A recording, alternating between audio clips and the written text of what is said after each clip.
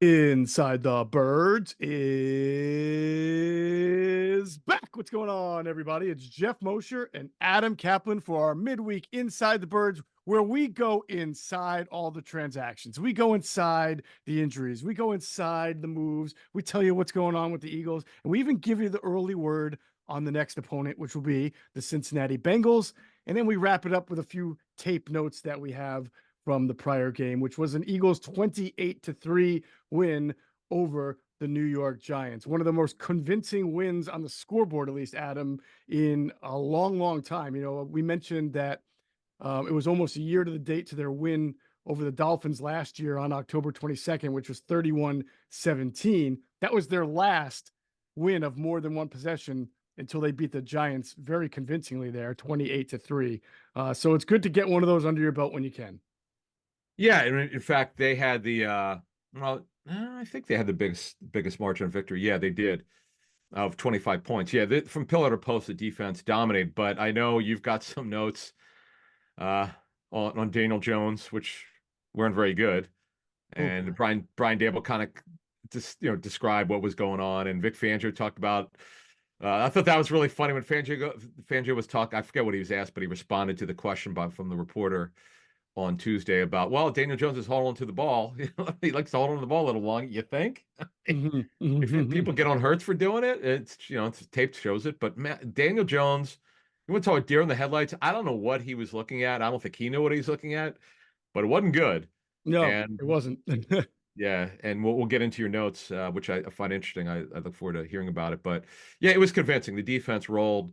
The running game, passing game, not so much. They only had to throw the ball 14 times, but we'll get into some notes from that. And overall, look, they won. It's a little better opponent this week. But you know what's interesting? They don't face the Eagles. They don't face a team with a winning record till week 11. That'll be the Commandos, who've been one of the big surprises this season. Right, right. So in watching the tape and just sort of, I always watch the tape. I get my immediate opinions, then I try to take a step back, Yeah. think about it in the big picture. I formulated what I thought was a pretty interesting theory about what I think the Eagles are going to be for the rest of the year. But I'll save that for a little later in the show when we talk about the tape and what I saw and what made me think that way.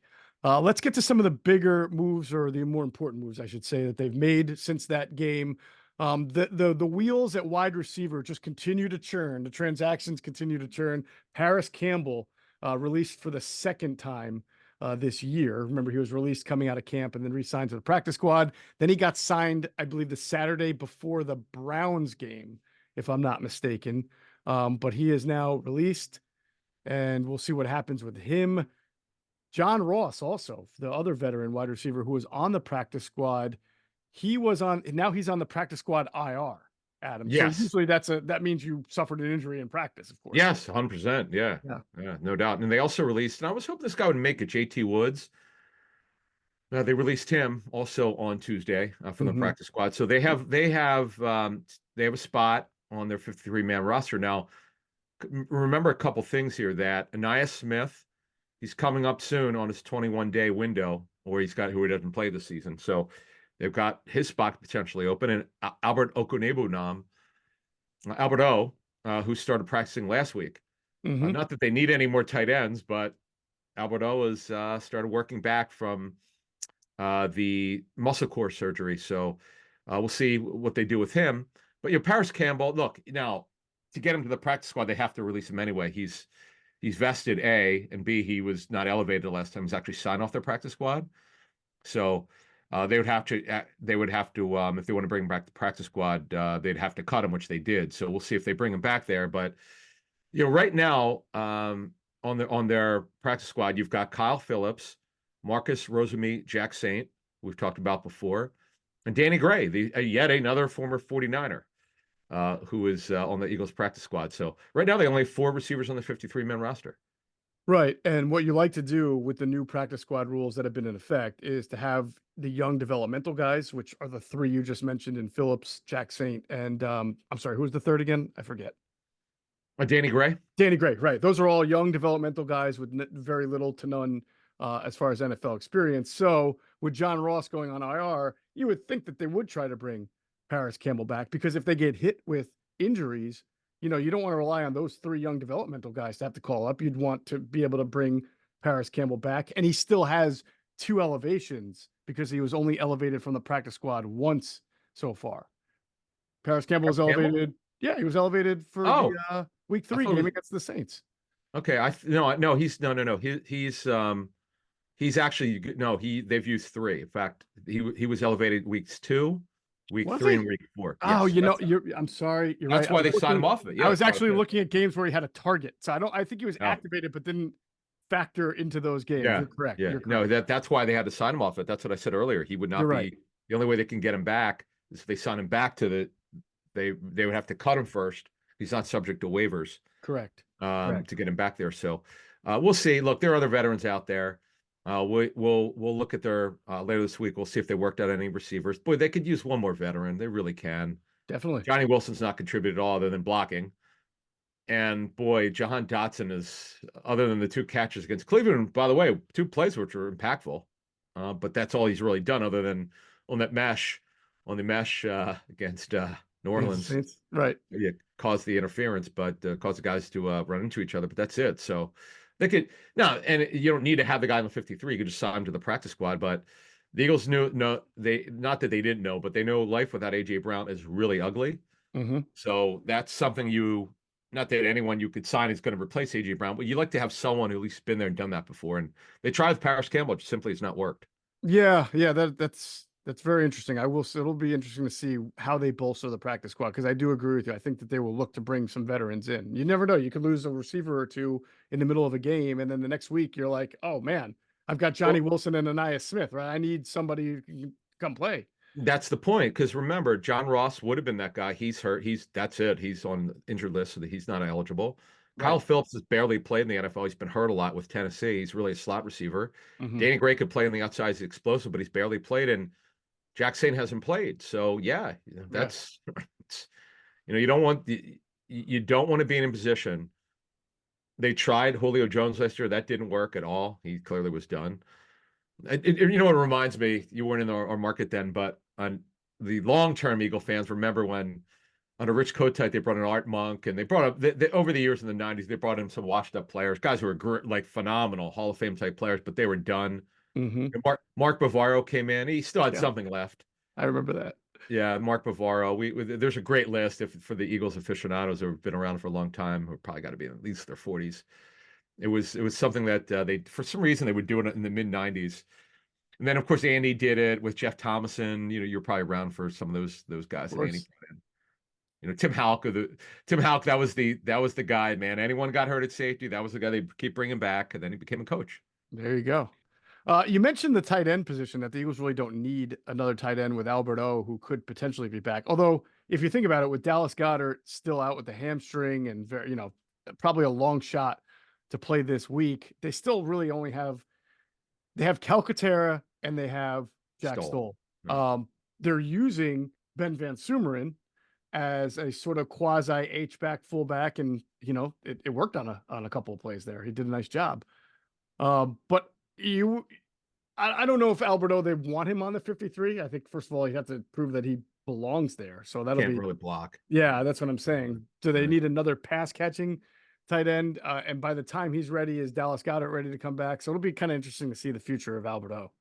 Yeah, and now they do have they've got, like, they're kind of stocked at tight end on the practice squad. They got CJ Uzama, who they surprisingly brought back after he got cut early in training camp. He just looked like he didn't have it, but Mm-hmm. they thought he was good enough to bring back. And EJ Jenkins, who's a converted receiver, he improved as a blocker in training camp. So they don't need really any more tight ends, but they were comfortable going in with that last game with 2 tight ends. And I remember looking this up. It's not unprecedented. We had said this. They've done this before. In fact, not only have they done it, this one stunned me when I called you with this. I was like, this is true. They did it. It was 2019. They actually Goddard was hurt for one game. They only had one tight end. It was Zach Ertz. See, this is before elevations, and they had small practice squads. So what they did is it was just Zach Ertz, and what they used is a 6 lineman, a 6 offensive lineman for 6 snaps.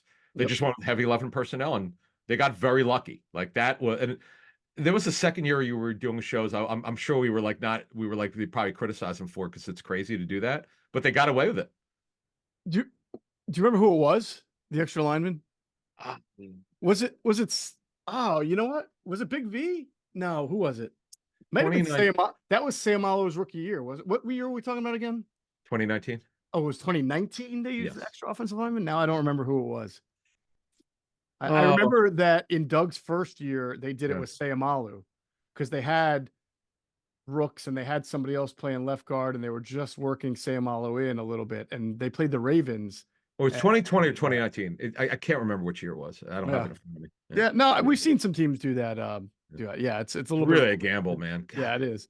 I mean, you're crazy. basically saying we want to run, but if you have a big offensive line, a good running back, you can do that. You can play a little smash mouth every once in a while, as you tell Yeah. it. Well, no, it was definitely before COVID because when I looked it up, Hmm. the practice squad was so small back then. It was before they expanded them. Right. It's a shame it took COVID for them to double practice squad size and have elevations. Should have Yeah. had them all along. Come on, Yeah. man. It is kind of funny how that sort of just Ridiculous. became an epiphany for the owners, right? Yeah. And the players. Yeah. Interesting. All right. So Goddard again, we'll see what happens, but doesn't look great. Yeah. Becton, the right guard. Now we've seen how hard it is for players nowadays with the new protocol to be able to come back in a week. So it's hard to sit here and feel confident about Mekhi Becton being cleared by Sunday. But I think the positive is that Tyler Steen went in there again and held his own. So maybe the drop off isn't that bad. Of course, you would love to have Becton. You're working on the communication, you're working on growing him as a right guard. But this is a position that has a lot of injuries, and you've got Steen there for that reason.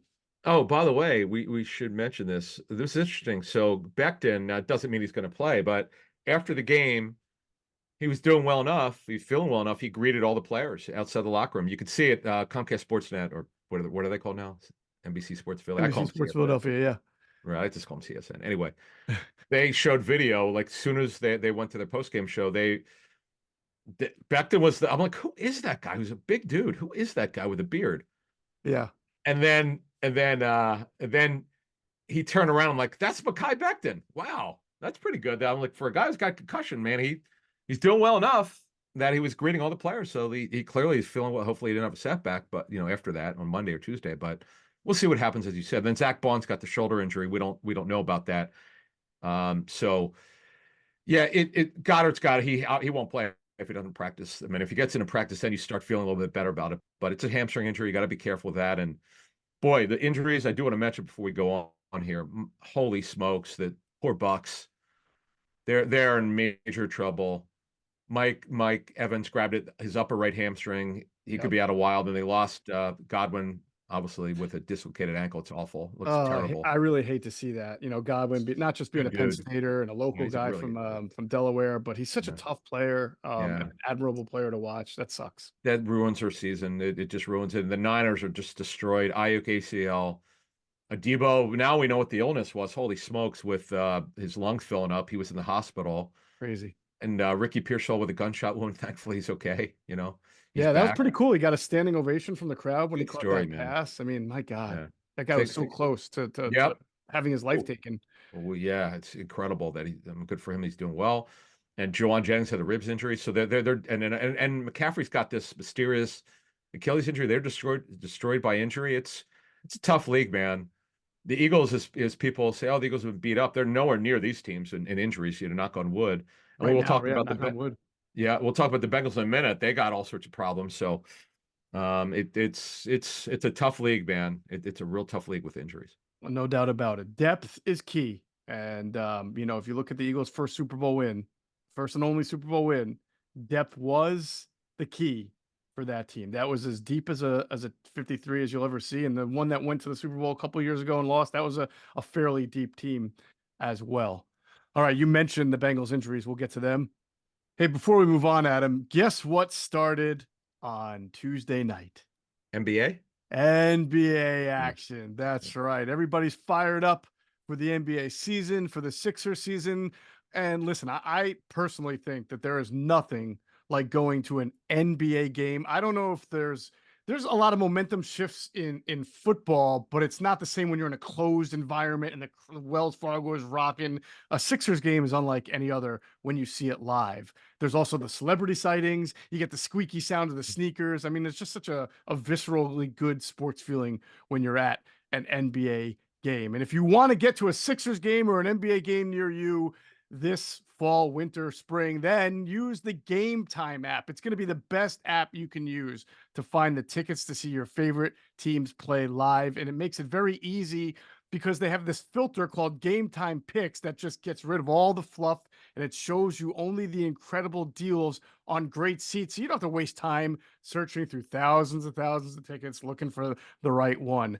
Game Time has what they call the super deal, and it just shows you the best value for the row or the section. And there are other great tiers of deals as well when you're using the Game Time app. It is a welcome customer friendly experience when you use the Game Time app.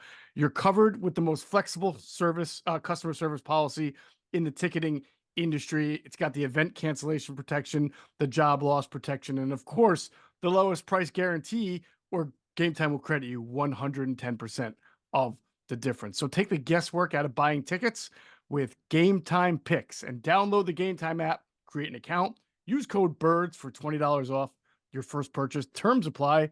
Again, create an account and redeem the code BIRDS, BIRDS, for $20 off. Download Game Time today. What time is it? Game time. Before we get to the Bengals injuries, Adam, how are you feeling these days? I'm feeling good, man. No, I'm stretched from stretch zone. I visit my friends there as I have for 3 years, feeling good. I cannot do it. I cannot play tennis 4 to 5 days a week all year without going to stretch zone. So, You love that uh, place.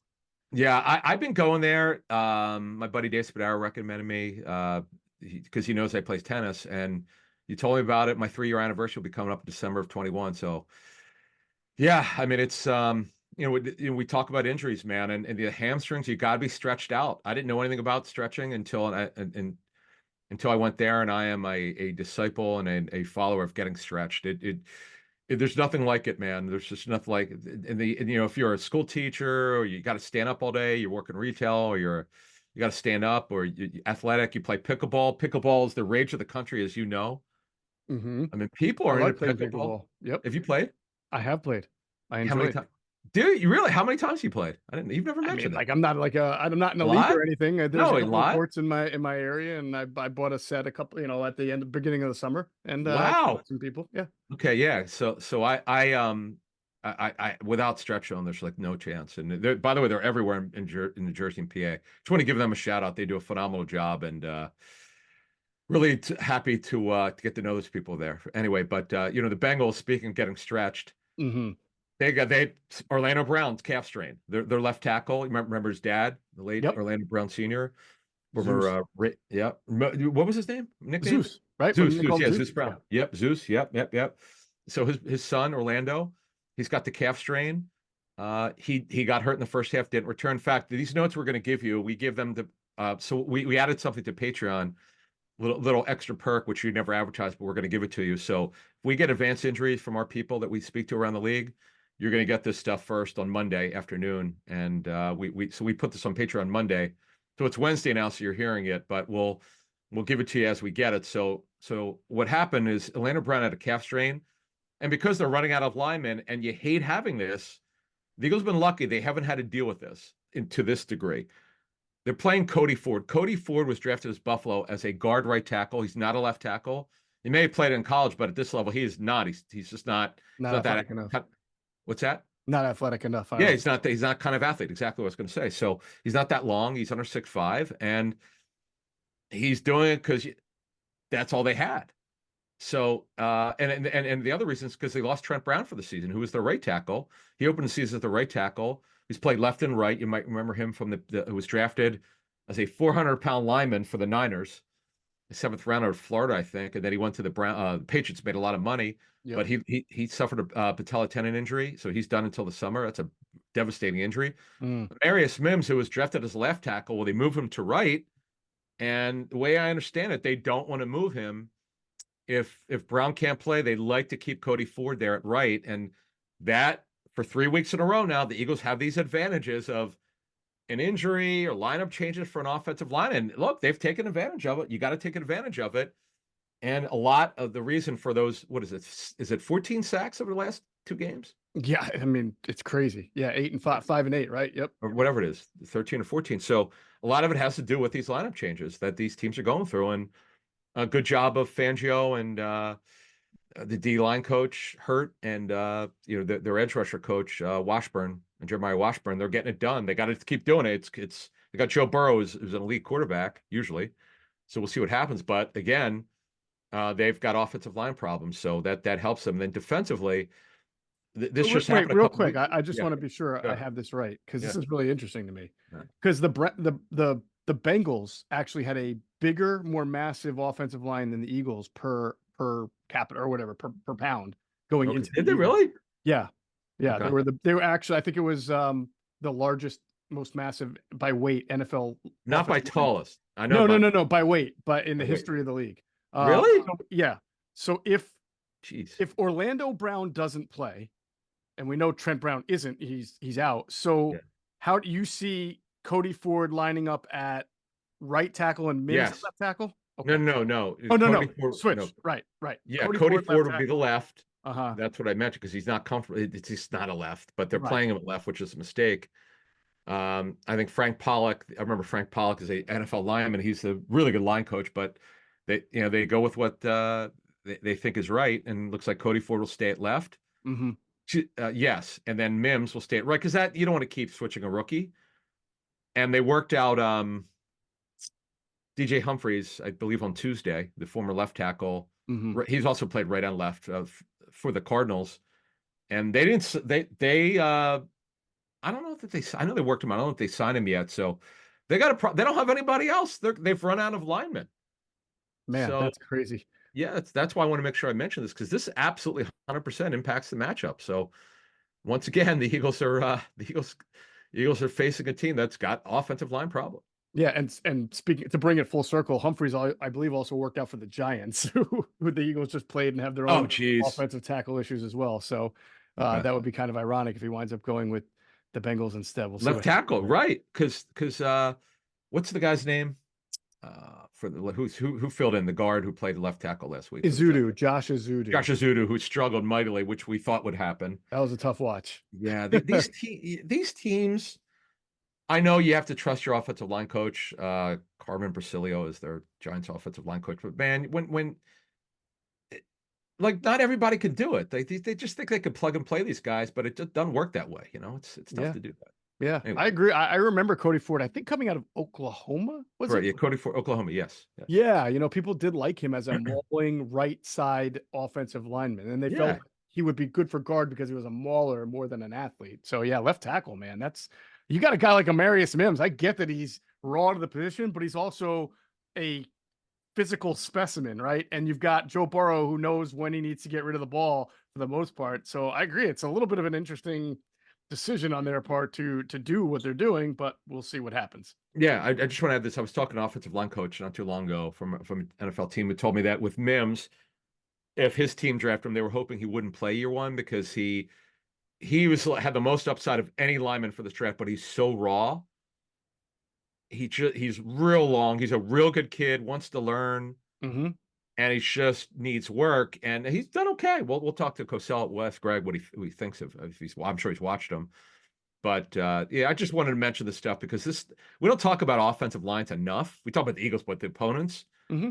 But this is something where the Bengals for years have not invested enough resources. And they did recently. Alex Kappa from Tampa Bay, Ted Karras was their center. We just mentioned Mims. They paid Orlando Brown a lot of money, so they finally did. It's still not good enough, though, unfortunately. No, definitely not. Now, and we'll go to defense in a second. The Yeah. Bengals they've done a nice job. Gesicki is not a blocking tight end; he'll catch, but they got this kid from Iowa, Eric All, who's Yes.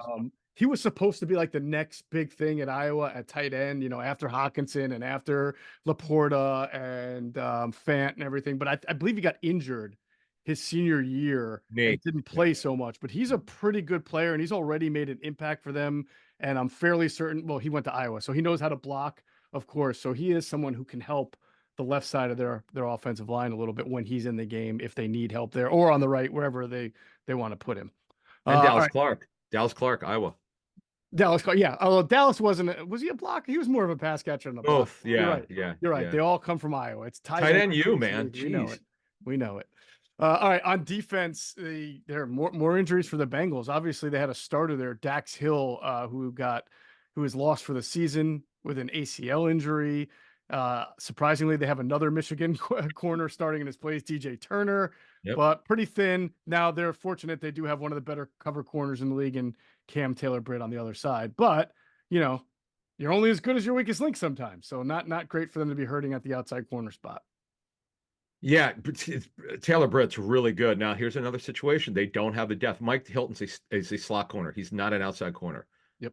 So they can't. Turner was a teammate of Dax Hill. Dax Hill was actually drafted as a safety, moved to corner this season. Geno Stone has an injury. They're reasonably optimistic he'll be available, it sounds like. Oh, okay. I actually, the way I remember when he got hurt and it seemed like it was Look not bad. Yes. Yeah. Yeah. They're now they do have Josh Newton, who some scouts like who we talked to at TCU, who's an outside corner, who's a fifth rounder, but he hadn't really played. So they got problems, man. You just mentioned it earlier. Depth is so important, particularly at the premium positions like edge, like corner, like offensive line. If you don't have it, you cannot compete. No doubt about it. All right, so that's the injury situation. We're going to get into a few notes from watching tape of the Eagles game against the Giants. First, let's pause to hear a word from our friends at Sky Motor Cars. Sky Motor Cars in Westchester is a different sort of dealership. All it takes is one look at their Highline pre-owned vehicles that people all over the country want and need. Owner Brett Schiller makes sure you don't spend a dime of your money before you purchase the car. Sky Motor Cars allows you to make all the decisions regarding your next vehicle. At Sky Motor Cars, you never have to spend more than necessary. Visit SkyMotorCars.com today or call 610-918-7225. And if you stop into Sky Motor Cars out there in Westchester, PA, make sure you tell them Adam and Geoff sent you. You will get a great deal. And listen, only go if you really enjoy car buying experiences, right? Because if you hate yourself and you hate car buying, then go somewhere else because you're going to get a wonderful customer service experience with Brett Shoulder and his group there at Sky Motor Cars. They are a delight to deal with in an era where dealing with car salespeople is not a delight to deal with. Yeah, I know. I went through it recently. This is why I'm so passionate about it. Yeah. I didn't know that. Yeah, because I bought a car a couple months ago. Okay. So yeah. So my wife and I actually sold 2 cars through Brett, his company.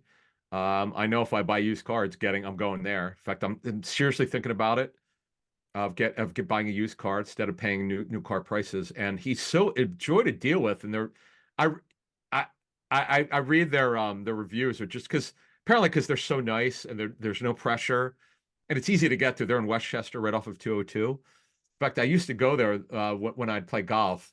There was a chip and putt right behind them, which I don't think is there any longer. But they're great. And the cool thing is, if you're looking for a cheap car, 10 grand, they got that. If you're looking for a high end car, they got that. And I'm looking for a convertible, man. With this weather, it's ridiculous. Oh my God, it's crazy. 80 on Tuesday.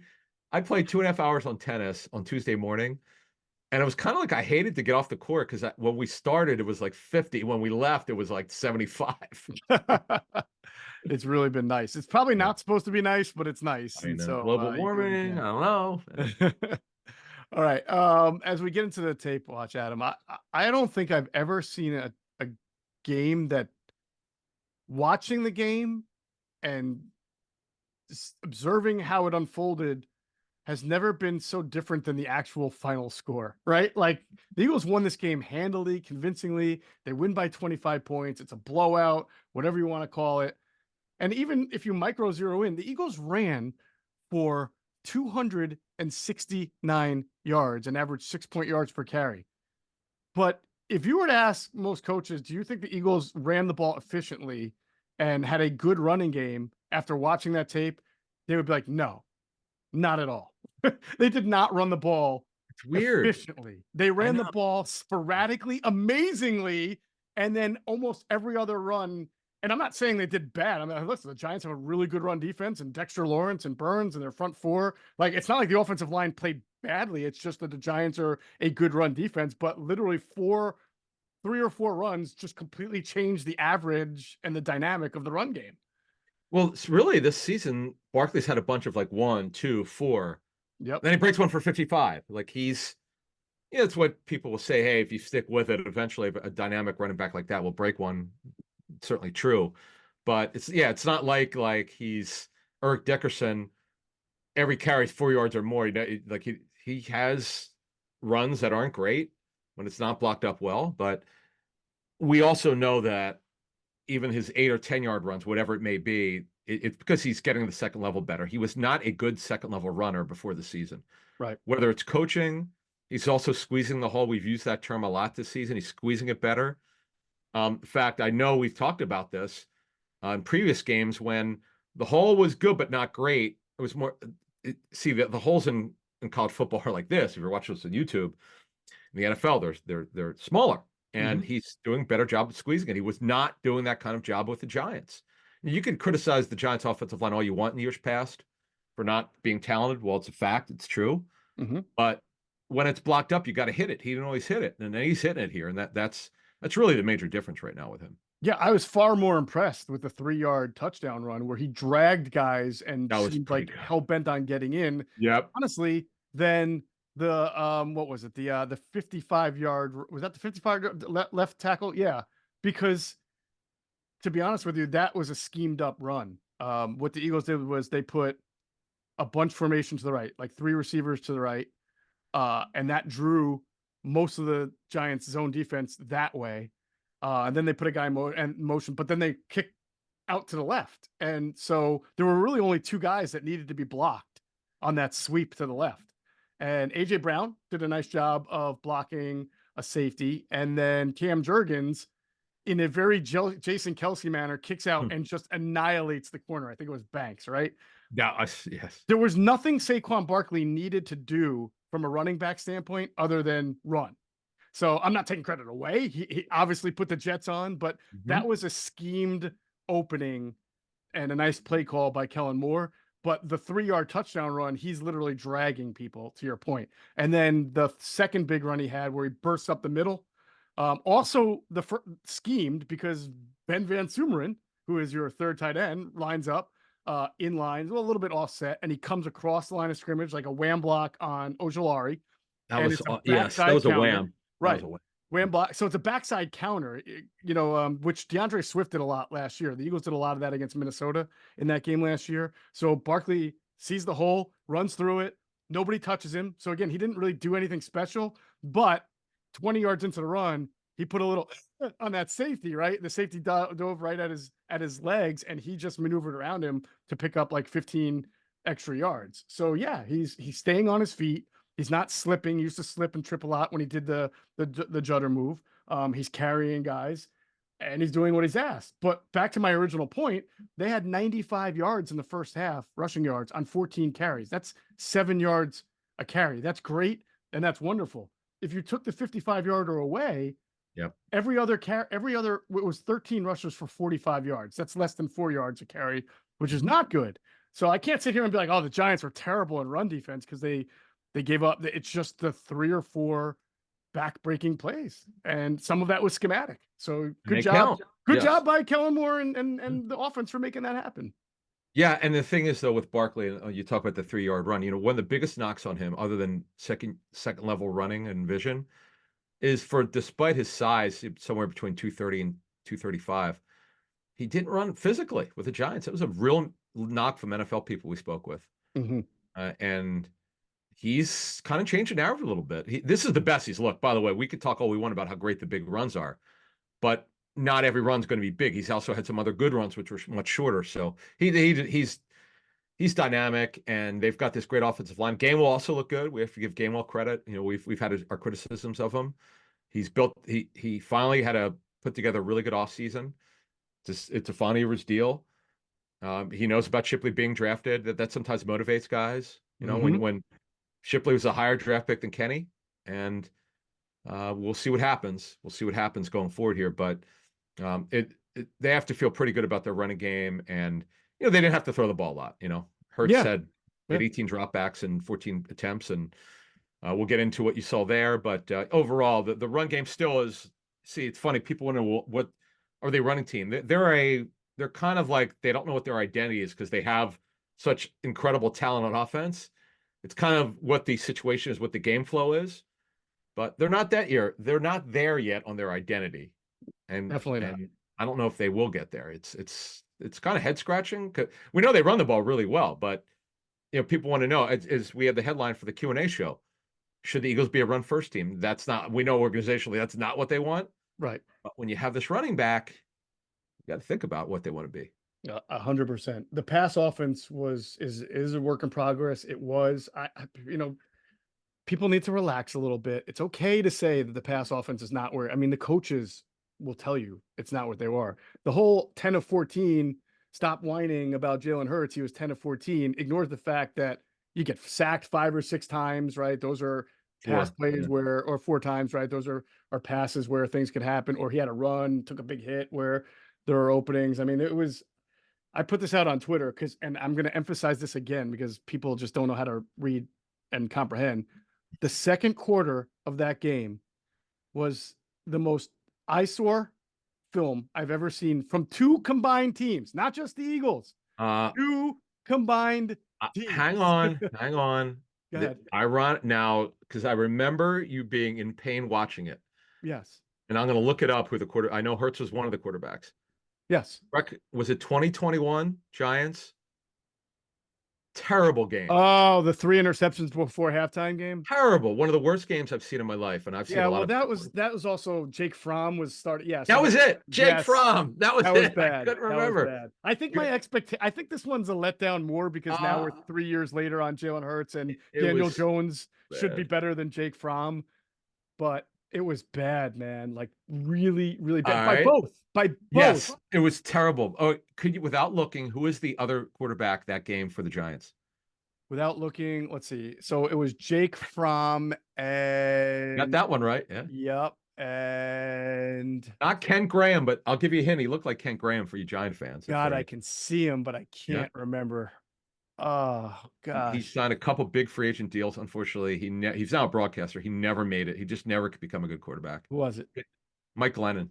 Oh, that's right. Long neck Mike. The stork. Yeah, exactly right. You got it. Yeah, stork. Yeah. Long so neck. just to illustrate my point. Okay, the Eagles scored that touchdown, right? And then the Giants get the ball back. And, obviously the Giants are having trouble. And I want to say this. After the first quarter, I think both teams did a better job of pass pro. First quarter was a disaster. We saw Jalen Hurts get sacked. We saw Jones getting sacked. Both teams started helping out their left tackles a little bit, keeping guys in the chip. So there were time to make throws, right? So anyway, after the Eagles score a touchdown, Giants get the ball back, 1st and 10. And we've talked about this with other quarterbacks and Jalen Hurts, but they just run a simple shallow cross against the zone, a soft zone, 4 rush, soft zone. Malik Neighbors is running across the middle of the field and Daniel Jones is looking at it and he just doesn't throw. I don't know why. I don't know what he doesn't see. I don't know what he's looking at, but it's like, that's the play. You know how Greg Cosell says, like, that's the design of the play. Yes. Throw it there. You don't worry about you're just trying to, it's not going to be an explosive play. It's a shallow cross. What you're trying to do is you can't run the ball well. So you're trying to throw like a 3 to 4 yard cross. And that's like your simulated running game, right? To open it up later. He doesn't throw it. Okay. So now it's 2nd and 10. 2nd and 10. He drops back to pass. This is the play everybody might remember where he climbs the pocket and throws the ball to Darius Slayton wide open in the middle of a zone. And he throws it behind him and Darius Slayton has to go to the ground and can't make the catch. So it's like, man, you're wide open. He climbed the pocket. There wasn't a whole lot of pressure. He just climbed the pocket and hurried his throw. And then it's 3rd down. And honestly, I'm looking at it. We'll talk about this with Greg too on Inside Tape. I think the Eagles play cover 3 on that. And he has protection and there's an opportunity to hit Slayton on like a deep curl right along the seams, which are usually the open areas on a cover 3. Doesn't throw it. He just doesn't throw it. And it's like, wow. Adam, like 3 straight plays and where it's it's a like shame. it's there and you schemed up well. Ben Johnson, if you watch him, and I don't want to take anything away from Jared Goff because he's been unbelievable. He's had a MVP like season, but Ben Johnson schemes it so well. It's like throw it here. Like it's obvious where the ball needs to go, but the quarterback's got to deliver it. That's the other thing. Yep. It's one thing if it's open, but you got to deliver it. Hurts had this issue. I know you're going to talk about that. Hurts has had the issue now for 2 seasons where he's indecisive. He's got, I think, and I don't know this, only Jalen could talk about it. he's still Mr. Big Play. He loves the big play. Yep. Because we asked John DeFilippo this, we've asked other coaches, other people have been on for Patreon and whoever. You show it to him on Monday morning. You can't really get into it on Sunday on the sideline. You might have a discussion, but you can't really get into it until you get the tape study. Then you go on Monday morning, you show it, you ask, you discover what the issues are, and you make the correction. But at some point, coaching doesn't matter. It matters, but it doesn't in the end. It's up to the player. He's got to deliver. And this is look, it's Hurts drops back 18 times. We'll ask Greg who the sacks are on. They're not always on the quarterback. They're not always on the offensive line. Yeah, no, I want to make it clear. In the first quarter, when he was getting blitzkrieged, I don't think Jalen Hurts made bad decisions. At least nothing that I could see. Like, this guy's wide open, that guy's wide open. I think that the Giants just got right up on him because the Eagles were feeling themselves out. They were starting Fred Johnson at left tackle for the first time this year, right? And the Giants were doing some things to really make it tough. There were a couple of plays where I kept rewinding. I'm like, nope. I mean, you can only ask a quarterback to do so much when the pass rush gets on you that fast. So I didn't have time. I do not think that it was his fault. But then in the second quarter, right, like I said, both teams were protecting their quarterback better. The Giants go 3 and out on that sequence I just tell you about. Eagles get the ball. 1st and 10 is a minus run. So now it's 2nd and 11. 2nd and 11, they run a really nice RPO, Adam, where the linebackers for the Giants in the zone get sucked in, and then Calcaterra, who is on the right side kind of in line, he releases, and then he goes outside the nickel really quick, then inside, okay? And it's a zone, so the nickel doesn't follow him, okay? So once he gets inside the nickel, he's wide open. Like, there's room between the nickel and the safety because the Giants were playing 2 shell for Jalen Hurts to just put the ball over the middle to Calcaterra. Yes, the linebackers are getting sucked in, so they're coming in, but they think it's a run, and your safety's deep. So you got a nice little cushion there, and you can see him looking at it. He doesn't throw it. Then pull the trigger. He doesn't pull the trigger. And again, it's like, I don't know why it was there. I think he wound up, they run on the next play. So whatever happens, but they don't get the first down. And then a couple plays later, it's 2nd and 8. And the Giants, the Eagles have a nice 3-by-1. The Giants are playing single high coverage. And this time the Eagles run a mesh concept, which has been one of Jalen Hurts' strengths, right? He sees it, the mesh concept, right? And Calcaterra and AJ Brown cross over the middle, and you see Jalen Hurts looking at it. And Calcaterra's got to work his way past that, like, traffic over the middle. But as soon as he gets past the middle and he starts going to the left side, right, that's where you put it on him, and he can actually catch the ball and turn up the field. And Hurts looks at him and waits an extra 3 seconds to throw the ball. Now, Calcaterra it was man coverage, so Calcaterra had beaten the safety. I think it was Nubin by a good 3 steps because the rub route did it, or the mesh concept did its job. The safety got caught up in all the wash over the middle. But then by just not pulling the trigger and waiting about 3 more seconds, by the time he hits Calcaterra's near the sideline, so he doesn't have a whole lot of room to go upfield. And the safety was able to pursue and stop Calcaterra 3 yards short of the sticks. And it's just one of those things that they're repping this, they're seeing it, they're coaching it. You throw that to that guy 2 seconds earlier, nobody can intercept it, and you give your guy a chance to catch the ball, turn upfield, and get more yards. And that was, on two of three plays in a row where it was there. So when you sandwich that with what I saw from Daniel Jones on the series earlier, I was like yelling at my computer.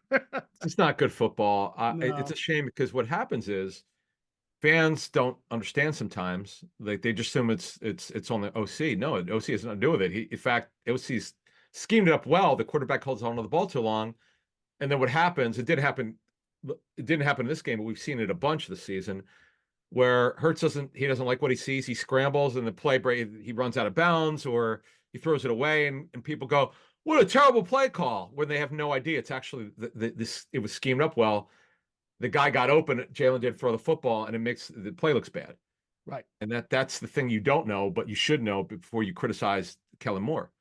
It's the quarterback, the coach can only do so much. It becomes irrelevant coaching when the play's great and the quarterback doesn't do his job. Then it's on the quarterback. The coach could, again, you just set him up and you hope that he makes the play. And Jalen, I don't know what else they can do. He's been around long enough. He's not a rookie anymore. This is his 4th full season as a starter, so he's got to get it rolling. Yeah, well, both of those are thematic in that the throws I mentioned that he didn't throw to Calcaterra on the mesh and on the RPO were middle of the field throws Yeah. where I can't even say there was that much danger on the first one to Calcaterra because there was a lot of space between the linebackers who were biting on the play fake and the safety, but that's just not where he's comfortable throwing the ball right now as compared to outside the numbers where Jalen Hurts is brilliant, and I would not say anything other than that. He's amazing. He's He is one of the great best outside downfield. the numbers. Yeah. He's unbelievable. It's so interesting because you realize throws of over 20 yards are lower percentage throws. Yes. Great at Yes. it. It's like they Crazy. have to make it harder on themselves, and I when don't they know do, why. they function better. But It fourth makes and no sense three. to me. Look, I've watched. I haven't seen the all 22 yet, but I watched it. You know, you were with Verizon Fios. You know, you slow motion, and I watched the play easily 10 times. Mhm. I'm like, I'm not even sure if he could see AJ. Like, that's how great of a throw it was. It's like he could. I don't know if he finished his release. The throw was just ridiculous. I Yeah. mean, it was so reminiscent of 22, where he was, and I would say, we'd have to go. We'd have to take a poll who the best downfield thrower is. Hurts is certainly top 3, Oh, yeah, but it's tough to why? find better. I know, but I don't understand the unwillingness to throw the ball over the middle. That's all he needs to do. Yeah. He I won't agree. do it. I don't get it. And it's funny because we read the YouTube comments. There are a lot of Hurt supporters, but they're getting fed up. They get it. They know they don't need to hear us say it or Q&A say it. They're watching. They know. They 100%. finally, it took them a year to get on board with this, but they know. Yeah. And they're frustrated, and we feel you. It's just I don't know what else to tell you, that he won't do it. It's why Goddard's numbers have never been what they should be. You know, we have to be careful of blaming Dallas because we were on Dallas a little bit last year, and what we learned over a series of weeks, it wasn't Dallas. It was Right. not throwing it to him. Right. So, Yeah, he threw the ball. What was it? It was 14 times. I thought he had 2 really nice throws. Both to AJ Brown, the touchdown, and then there was like a deep comeback to Brown that he put a lot of torque on the ball and it was great and got the first down. yeah, Outside I of don't know if that was a deep come. I'm trying. It's funny you say that because his issue has always been deep comebacks. That a deep comeback is a 20-yard in where the receiver, the outside receiver runs deep and it comes back, and you just talked about it.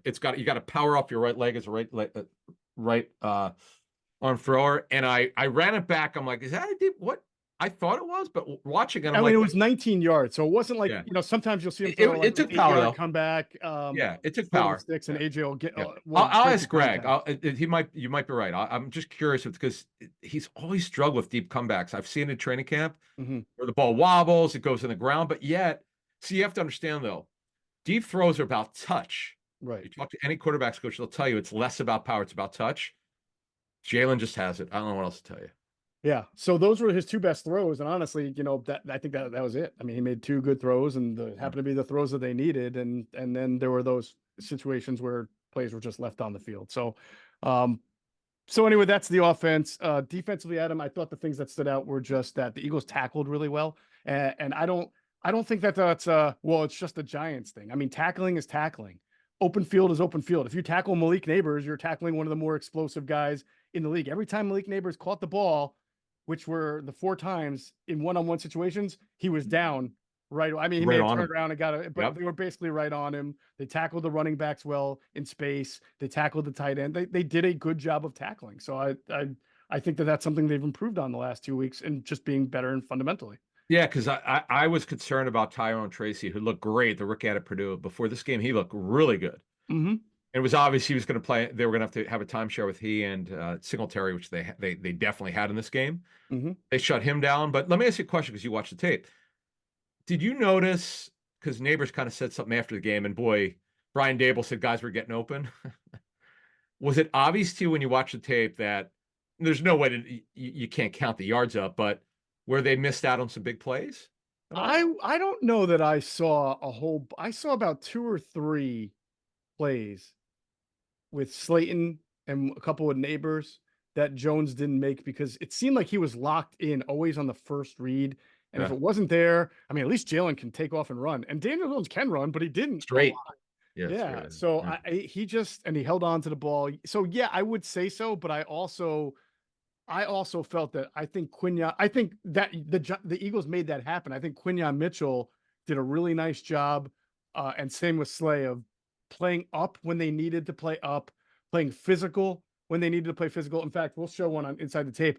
I actually saw press coverage from Quinyon Mitchell, Adam. Oh, He jammed the mother effing did crap he? out of Malik Okay, Neighbors. because Yeah, the I word jumped out of what my chair. I was like, because "Whoa!" the word he played man off coverage. Uh-huh. When he played man, he was off. He'd never played. We were fortunate over the last week to talk to someone in scouting with another team who had Quinyon. He said he never saw him played one snap of press until the Senior Bowl. Correct. Right. So And again, that was just one snap that I saw him do it, but he did it. he And he was did on it him. well. And Good. to me, I'll make sure we look this play on inside the tape Yeah. with Greg. Yeah. I think that was big in making Daniel Jones not throw there. I think he wanted to go to Neighbors there, but Neighbors got jammed right off the line of scrimmage, and that forced Daniel to have to look a different way and not make a play. So I do think the Eagles had something to do with that. But yes, there were, like there is in every game. There's a couple plays there where there were plays to be made against the Eagles defense, and Joe Burrow will probably make that, but Daniel Jones did not. Did you notice also Cooper DeJean any difference? Because he was a box player his first week. Did you notice him a lot in the box again? I noticed him as a nickel. I don't believe they blitzed with him this time, whereas opposed to his, With against the N'Kobe, they Browns. did. Sure. Yeah, they blitzed N'Kobe a lot. So Yeah. he was mostly a cover Okay. guy, and he looked fairly good. Again, Okay. he's one of those guys who, if there was a play in his vicinity, he made a tackle. That's what you're asking him to do. Sure. Okay. So, I was just curious. Oh, and Jordan Davis, I thought as a run defender, which is his limited role now, he played Yep. well. I thought he did a good job getting off of his blocks, and even if he stalemated, getting his arms out, ripping off to quickly make a tackle. The Giants didn't run the ball very well, and that was because of Davis and Carter. That's good. No, look, the bottom line is you got to shut teams down. They held them to 3 points. And you know what's really cool? They're young players. The Eagles have actually become a very young team, particularly on defense in certain areas. Sure. So Dean's coming on. I know he's been inconsistent, but he's coming on. DeJean has been a factor. Quinyon's a major factor. So the first 2 picks of this year's draft are coming on. You got to feel good about that. We know Carter's got to be more consistent. It's a fact. Everybody knows this. He had 2 sacks. So he's had his games. They're young. They have to be more consistent. It's not like they don't know this. They're watching the tape, so they're aware of it. Bryce Huff's had 2 games where he's better. Nolan Smith was better. By the way, didn't you see one good play from him? Like was really. Oh yeah, I meant to mention the sack Right. that he had was a Okay. absolute speed to power rush type of sack. It was a bull rush. He got his hands into the tack. And now, granted, it was Izudu. Yeah. But listen, we're not in a position right now with Nolan Smith to start judging who he's getting sacks against, right? We're looking for development in key areas. He did not beat Izudu untouched speed rush because he's really athletic. What he did was he beat Izudu by driving him back toward the quarterback and then sacking the quarterback. That is a speed to power rush, which we have not seen from Nolan Smith. Can he do that against elite left tackles? Certainly has to be proven, or even good left tackles has to be proven. But if for 1 week you saw development from him in an area that he has been deficient. Yeah, that's good. No, and in fact, Vic talked about that. Fangio talked about it Tuesday. What you just talked about, he actually talked about the power, which he said he needs to do more of. So that's a good sign because the scouting report on Smith was that's where he struggled. He could not get speed to power. He just couldn't do it, and he did it on that play. So that's a positive sign. We'll continue. Nobody has any idea if that they'll know. We'll see about Zach Bond's injury, or the shoulder injury. That's the one to come out of this game that is concerning. The Eagles do have depth. We'll see how quality it is. Did you see anything on Josh Sweat that would make you feel that he had a good game? I know he had a sack, but did you see anything? Josh has been doing a good job of just playing hard and giving effort. There are a couple of mistakes he'll make. We mentioned the one against the Browns where he went inside on an outside run and abandoned contain, but I didn't see anything, any egregious mistakes. And, everybody seemed to, as the game went on, get some pretty good rush. Everybody had at least 1 or 2 good rushes on Daniel Jones. So he was part of that. Nothing that really jumped out as amazing though. I mean, they held him to 10 first downs. That's incredible in today's NFL. That's now look, the Eagles weren't great on third down. I think like 1 of 13. I mean, that's bad. 1 of 13. Think about that. That's what my point, Adam, about how a box score does not match up to what you actually saw. If you were to watch this tape and didn't know the score, you would not think that it was a blowout, and you would not think that the Eagles were very efficient offensively in the running game and certainly not the passing game, right? You would be like, wow, they really just got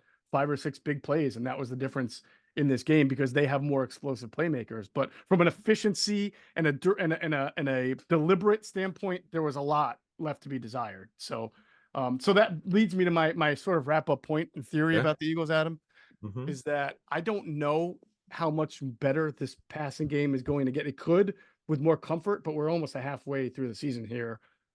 But I just think with their schedule and with what they have as playmakers, and as long as they stay healthy, AJ Brown, Saquon Barkley, Devontae Smith, get that Goddard back, I think that they can win 12 games just relying on 5 or 6 explosive plays. They've been able to do it against Green Bay, and they've been able to do it against the I get it. Giants. The Giants are a good defense. So if people are going to talk about the opponent part of this, that Sure. was a very good defense that they really struggled against, but still got 5 explosive plays. So Here's the thing, they though. can do that. The talent level on offense is phenomenal. I mean, show me a team when Goddard's back, Right. Mailata's back. Show me a team that's more talented on offense. If you take the 11, right? Hurts is certainly better than average as a quarterback. You know, we Sure. could debate, is he top 10, top whatever. He's better than average, right? Yes. 100%. So if you look at the starting 11, on your point, and with the schedule, they're going to get 11 wins. And it could be more on your point, but they're not an elite team. They're not even close to elite. They still have to clean up stuff on defense. This is very encouraging. Last 2 weeks, I know the opponent was bad, but you still have to feel good about guys who they need to start playing while playing better. That's when you look for takeaways, right? What could you hang your hat on? The guys like Nolan Smith, like Bryce Huff, who've been struggling, have gotten better. Okay, they're starting to develop a little bit, so you feel good about that. Cooper DeJean now, 2 good games. His first 2 NFL games actually are pretty good as their nickel. They could expand his role. We'll have to watch. Mitchell is steadily getting better. You love that. So you're feeling better about this team, but I'm still not there yet. We learned our lesson last year when they were 10-1. Be careful of what you see. Yeah, It's but not I real. think I'm weighing now in the reality that they're not a smooth operating offense. But like you just said, and this was me taking a step back. Mhm. They have so many explosive players. They have as many explosive players as the Niners and the Lions, right? They may not be as good top to bottom or as cohesive, but they have as many explosive players. And right now, those players are making those explosive plays. They did it against Green Bay. They did it against the Giants, who have a very good defense. So I think that this is going to be the Eagles all year long, just kind of clunky to watch, but they're going to make 4 or 5 They will. explosive plays. And I think that Washington's defense is objectively suspect. And I think Dallas' defense has already shown to be suspect. So the division is still very much in play. A top 3 or 4 seed might be in play. If you're going to ask me, do I think that is going to be good enough to win the NFC? No, I don't think it'll be, but there just aren't that many great teams in the NFC. If you look what happened, poor Tampa Bay, they're I don't want to say their season's done, but they're destroyed with the Godwin injury, with the Mike Evans injury, with Niners now. We mentioned earlier in the show their injury issues, which are enormous. It's hard to overcome that stuff, man. It's hard, and that's part of being a good team. Is that the year 2017? Now you mentioned depth, how important it is. 2017 Eagles depth was tested, and who the hell knew about Big V? You don't know until you get there, right? Exactly. Boy Clement, who the hell knew? Who the heck knew? That's right. for Sproles, he filled in for Sprolesy, and he was phenomenal. I mean, coaching matters, so do players, man. And by the way, if we're wrong and the Eagles make maybe like a 25% improvement with their passing offense and the comfort of it, and starting then they will be a very dangerous team. Well, but that's gotta happen first before we start to say that. If the light goes on for Hurts, if he plays consistently good football, look out. Oh yeah, look out. And it's interesting because Kellen Moore really needs a third receiver. That's been his offense, but based on what we've heard the last couple of weeks, guys are getting open. Obviously, the quarterback needs to deliver to him. If he starts doing that, because their protection's good, well, look out, man. Look out, because you met the Bengals don't have a very good defense. Well, they did last year, but they're not playing that level. Jaguars have a terrible defense. They've been very disappointing. Dallas has given up in their last 4 home games, 167 points, almost 42 points per game. You mentioned Washington. the Rams are mediocre. Now, the Ravens are they might have the worst secondary in football. They're getting killed in the secondary, the Ravens. Yes, they are. So, which is stunning. I know they have a new D coordinator, Zach Orr, who's only 32 years old. But bottom line, before we get out of here, the schedule is really good. We'll see if they can take advantage of it.